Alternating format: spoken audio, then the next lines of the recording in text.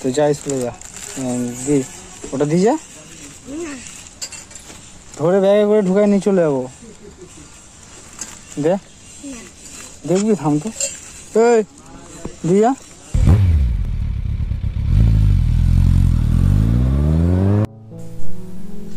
নমস্কার বন্ধুরা, শুভ সকাল। চলে এসেছি আর একটা নতুন ব্লগ নিয়ে। এখন আমি আছি বালুঘাট টু দপন রোডে, যাব অফিসে। তো আমি যাচ্ছি বালুঘাটের দিকে। এখান থেকে আমার অফিস হবে 15 কিলোমিটার। আমি অনেকটা রাস্তা পেরিয়ে চলে এসেছি। এখন তোমাদেরকে দেখাবো মিষ্টি রোদের সকালটা কীরকম, তা তোমরা দেখতে চলেছ। তো সামনেই আছে সে সুন্দর ভিউটা। আমি যখন ডেলি যাই এই রাস্তার উপর দিয়ে, সে ভিউটা দেখলে আমার একদম প্রাণ ভরে যায়। চারিদিকে শুধু সবুজে সবুজময়, আর অন্য কিছু নেই। সেই কারণে বেশি অ্যাট্রাক্ট করে আমাকে। জায়গাটা অসাধারণ লাগে, তবে দাঁড়িয়ে দেখার মতো জায়গা না, কারণ রোদ্দুর তাপমাত্রা অনেকটা, আর ওখানে দাঁড়িয়ে দেখতে গেলে ছাতা লাগবে। তো সেই কারণে আমি দাঁড়াবো না, জাস্ট বাইক নিয়ে যাব আর তোমাদেরকে একটু দেখানোর চেষ্টা করবো ভিউটা। তো আর সামনেই আছে, একটু ওয়েট করো, তোমাদেরকে দেখাবো। তারপর তো অফিসে যাচ্ছি, তারপর তো আমার সারাদিন এই রোদ্রুর মধ্যে ঘুরতে হবে, যা পরিশ্রম হয়। তো তারপর তো আলাদা ভিউ দেখতে পারবে। সারাদিন যা কাজ করি তার মধ্যেও দিয়েও কিছু কিছু জনবহুলহীন আর কি, যেগুলো এলাকায় লোকজন কম থাকে, সেসব লোকেশনের কিছু মনমুগ্ধ করা দৃশ্য তোমাদেরকে দেখাতে চলেছি এই ভিডিওটির মধ্য দিয়ে। তো তোমরা এন্ড অবধি সবাই দেখবে। ভিডিওটা শেষ অবধি দেখো, তোমাদের অবশ্যই ভালো লাগবে। তো চলে এসেছি আমার ফার্স্ট লোকেশন, যেটা আমার সব থেকে বেশি আকৃষ্ট করে। এই জায়গাটা আমার খুব ভালো লাগে। রাইট সাইড, লেফট সাইড দুই দিকে মাঠ, জায়গা ফাঁকা। রাইট সাইডে 2 কিলোমিটার দূরে বর্ডার আছে, ইন্ডিয়া আর বাংলাদেশের বর্ডার। আর এই যে মাঠটা, এই জায়গাটা আমার খুব ভালো লাগে। সামনে রৌদ্র, কি সুন্দর ছায়া, আর দুদিকে মাঠ। এগুলো সব সম্পূর্ণ জমিগুলোতে ধান লাগানো হয়েছে। আর এখন যেহেতু চলছে বর্ষাকাল, সেই কারণে সবাই এই জমিগুলোতে এখন ধান লাগায়, ধান চাষ করে। তো সেই কারণে খুব বেশি ভালো লাগে সবুজ। আর কিছুদিন পর তো একদম সবুজে সবুজ হয়ে যাবে, যখন ধান হবে তখন তো আরও সুন্দর লাগবে দেখতে। ওই মাঠটা পার করে এলে সামনে একটা ফাঁকা মাঠ পড়ে। এটা হচ্ছে মাঝিনা টু জলঘরের ফাঁকা মাঠ। তবে এই জায়গাটাও দারুণ সুন্দর।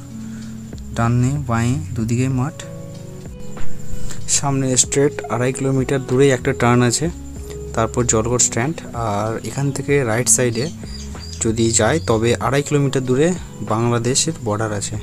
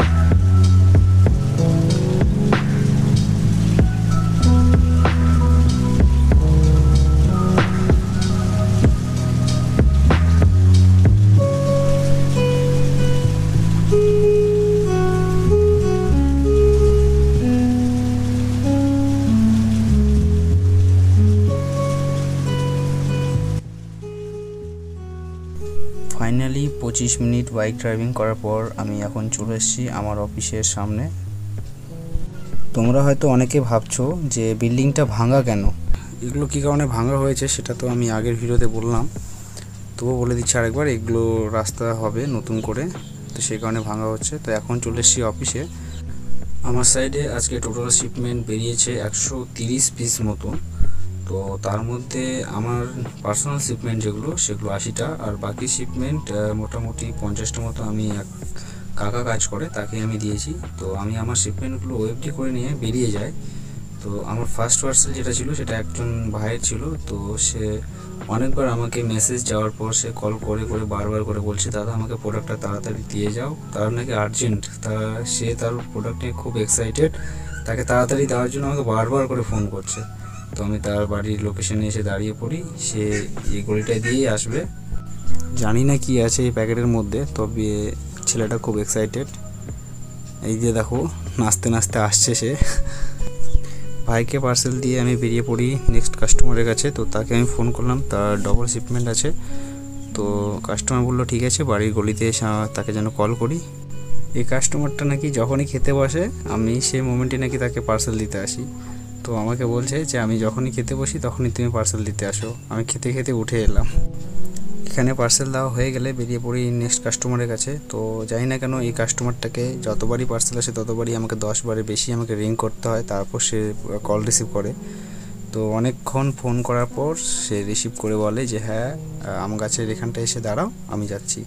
তো আম গাছতলায় গেলে দেখা হয়ে যায় এক দুষ্টু পিচকির সঙ্গে। নিয়ে যা। কোথায় গেছে? না যায়নি তো, পার্সেল আসছে। এটা অপনার পার্সেল। জামা হয়, প্যান্ট নাই তো, জামা ওটা। দেখে হয়তো কত আসছে কিনা, আসতো কিনা দেখে হয়তো ওকে। দেখো গলিটা থেকে দেখে আসছে। যা যা যা। হ্যাঁ তো যা, স্কুলে যা। দি ওটা দিয়ে যা, ধরে ব্যাগে করে ঢুকায় নিয়ে চলে যাবো। দে দেখবি, থাম তো। এই দিয়া খাইতে নেবি না, তোকে বললাম অপর্ণা কোথায় আছে দেখে যা। ফোন করলাম তো।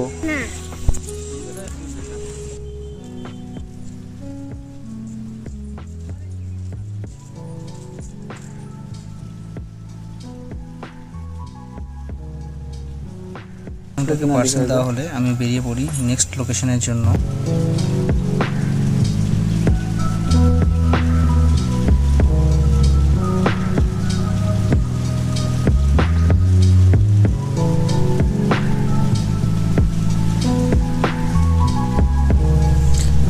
আমি এখন দাঁড়িয়ে আছি আমার নেক্সট লোকেশন দক্ষিণ পাড়াতে। তো এই কাস্টমারের ডেলি 2-3টে করে পার্সেল আসে। সে কারণে তার মা খুব রেগে যায়, কারণ তার মা রিসিভ করে আর তার মা জানে না, হুট করে কাস্টমার ফোন করে বলে পার্সেল এসছে। তো আমার কাছে এখন ব্যাগ ভর্তি পার্সেল আছে। তো আমি খুবই ব্যস্ত, আজকে খুব ব্যস্তর মধ্যে আছি।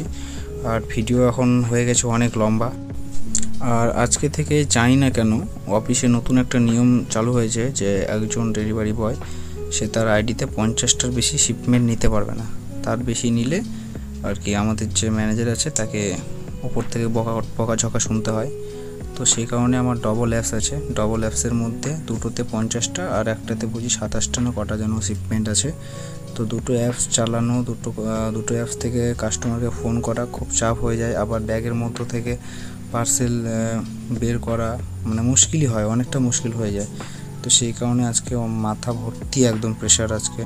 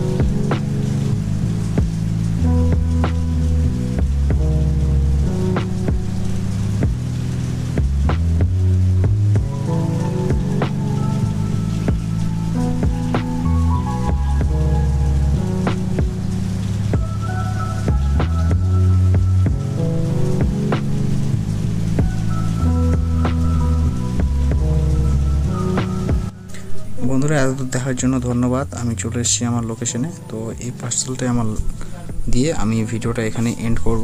তো দেখা হবে পরবর্তী ভিডিওতে। এতদূর দেখার জন্য ধন্যবাদ। লাইক, কমেন্ট, শেয়ার, সাবস্ক্রাইব অবশ্যই করে দিও তোমরা। আর যারা নতুন নতুন দেখছো অবশ্যই সাবস্ক্রাইব করো। থ্যাংক ইউ এতদূর দেখার জন্য। তো সামনে আমার একটা কাস্টমার আছে, তো তাকে পার্সেলটা দেওয়া হয়ে গেলে আমি ভিডিওটা এখানেই এন্ড করব।